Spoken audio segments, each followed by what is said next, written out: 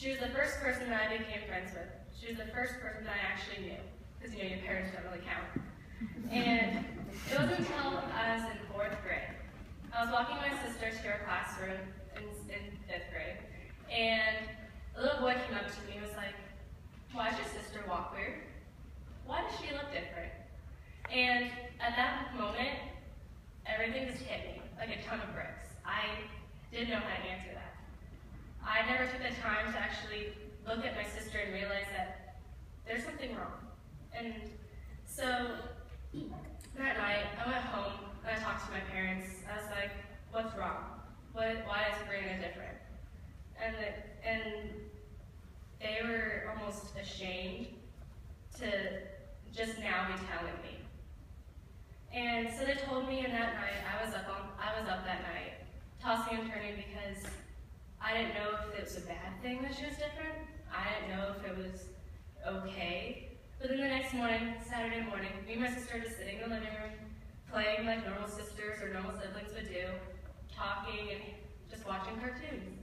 And it doesn't matter that she may walk different, that she may not be able to talk like normal other people can. And I finally accepted that she's different for a reason. She's here to show me that people can be different, but yet be so special to you. And so, one thing I want to talk about, little boy, he's one of me and my sister's best friends. He says to everybody that he meets, first thing says, "Don't diss my ability."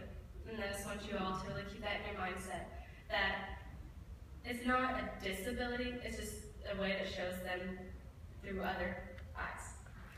So, now to move on to my next point, it gets a little hard, so be prepared. I will try not to cry at people that I have every time I practice. It's about guilt. Not the guilt that you feel when you've done something bad, but the guilt that you feel when you've done something good, but then you turn to your sibling and you realize they will never be able to do that. They'll never be able to have that kind of feeling. Knowing that you can do anything when they have setbacks. They have limitations that bind them to where they cannot do those things. I remember when I first got my driver's license. I ran home to my parents, waving it around, so excited. I turned around to my sister sitting on the kitchen table. And I started bawling, because I realized that she can't do that. She'll never be able to drive, let alone even take the test, or even understand why she can't drive. But I tried to include her in everything that I can possible. So on my graduation day, I had her sitting next to me, right by the stage. And even though I couldn't take her up across the stage like I wanted, when we went to get our mom's roses, I was able to give her one. She was with me at my graduation reception, opening presents, because she loves presents and she thought they were all hers anyways.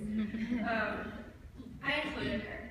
And even though I still have that guilty conscience in the back of my mind all the time, every time something good happens to me, or I'm able to do something, I always think she'll never be able to do that. She'll never be able to go to college. She'll never be able to live on her own, let alone even be by herself for a couple of hours. And she'll never even be able to get married and have kids in her own family. So what I want you guys to take away from this part is to include people that have special needs, that have a disability, with everything in your lives, whether good or bad. Okay, so moving on. My next point that I want to talk about is the maturity and the responsibility that I have gained through having Brianna as my sister. Growing up faster than most kids is a pro and a con. It was awesome because I was a little sister who also got to play the big sister role sometimes. I took care of her. I got to defend her and show her how to do things all the time. Little story about me defending her. We were getting on the bus and she fell getting up on the stairs because the teacher that's supposed to be watching her and helping her looked away and she decided to go up by herself. Well, I saw this boy in the front seat of the bus laughing and making fun of her. Next thing I know, I punched him in the face. I was in 5th grade, and let's say I couldn't ride the bus for 2 weeks, and I I was in detention after school every single day for the rest of that week. And so, it wasn't just because she was my sister and someone was making fun of her, but because she couldn't defend herself. She was part of my responsibility, not just my parents, but me too.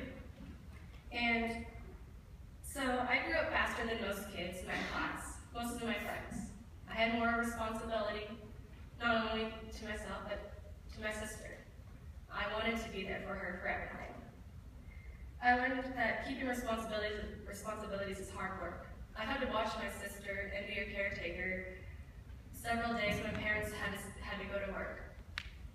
Also, having grown as a sister, I learned about setbacks. I learned that there will be limitations, not only for people with disabilities or special needs, but also for any one of us. And it's up to us to work around those setbacks and those problems that we are facing to find something that we can do together. When I was little, I always thought of really cool ideas to do with my family, but a lot of the time their excuse was, we can't because your sister can't do it. And so yeah, that was really hard. I was frustrated a lot, but like accepting person, I found different things that me and my sister could do that would be just as fun for both of us and that we could do together. Out of everything, my sister is still my best friend, a buddy, an advocate, and a mentor that grows with you in life. And even though she may be different, whatever you call different, but she's still just like the same sister that any of you would have or any brother that you guys would have. So I just want everyone to understand my point of view as a sister and